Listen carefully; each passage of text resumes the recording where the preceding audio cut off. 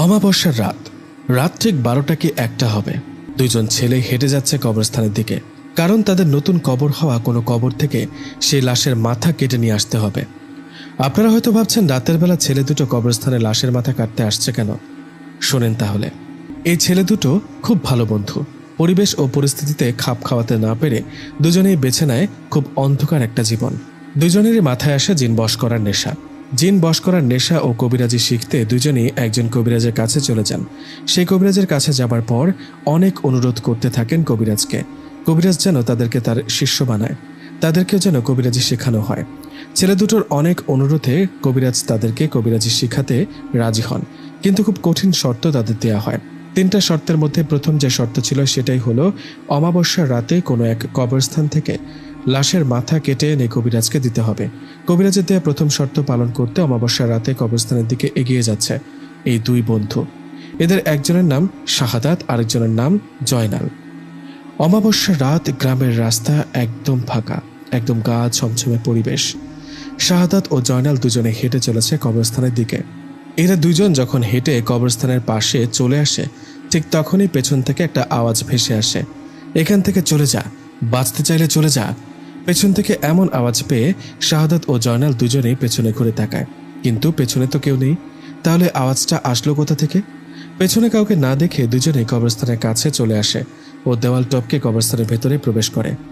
কবরস্থানে ঢুকে দুজনেই খুঁজতে থাকে নতুন কবর, মানে কয়েকদিনের মধ্যে যারা মারা গেছে এমন একটা কবর। এমন একটা কবর দুজনে খুঁজতে থাকে। খুঁজতে খুঁজতে একসময় তারা নতুন একটা কবর পেয়ে যায়। নতুন কবরটা পাওয়ায় শাহাদাত ও জয়নাল কবর থেকে মাটি সরাতে থাকে।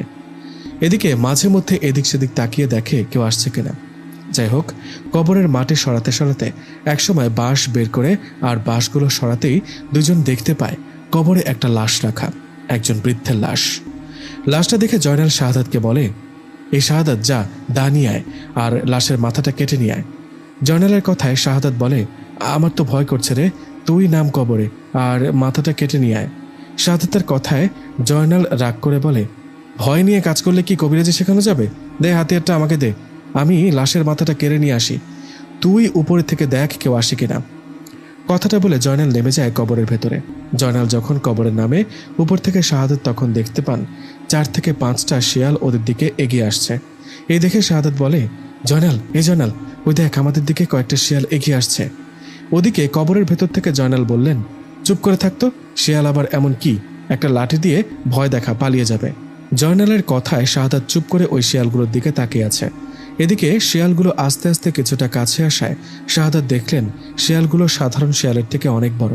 শিয়ালগুলোর চোখ আগুনের মতো জ্বলজ্বল করছে, দাঁতগুলো অনেক বড় বড় ও ছোচালো।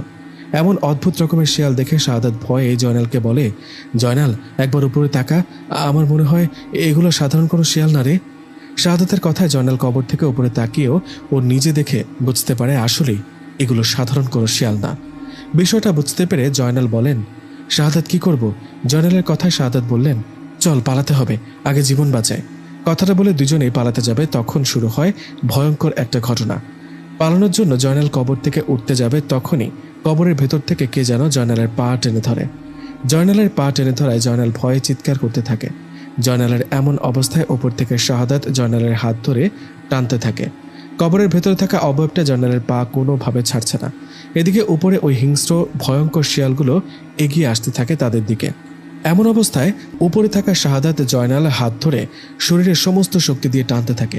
জয়নালও কবর থেকে ওঠার জন্য শরীরের সমস্ত শক্তি প্রয়োগ করে। এমন অবস্থায় কবরের ভেতরে থাকা অবয়বটা জয়নালের পা ছেড়ে দেয়। জয়নাল কবর থেকে এক লাফে উপরে ওঠে। জয়নাল উপরে ওঠায় শাহাদাত ও জয়নাল সেখান থেকে এক দৌড় দেন। ওদিকে তাদের পেছনে দৌড়াতে থাকে সেই ভয়ঙ্কর শিয়ালগুলো। শিয়ালগুলো পেছনে দৌড়াচ্ছে আর ভয়ঙ্কর রকমের আওয়াজ করছে, মনে হচ্ছে শাহাদাত ও জয়নালকে পেলে ছিঁড়ে ছিঁড়ে খাবে। এদিকে প্রাণের ভয় দৌড়ে চলেছে দুজনেই। দৌড়াতে দৌড়াতে দুজনে বাড়ির কাছে আসতে দেখতে পেল পেছনে শিয়ালগুলো হঠাৎ করে কোথায় যেন চলে গেল।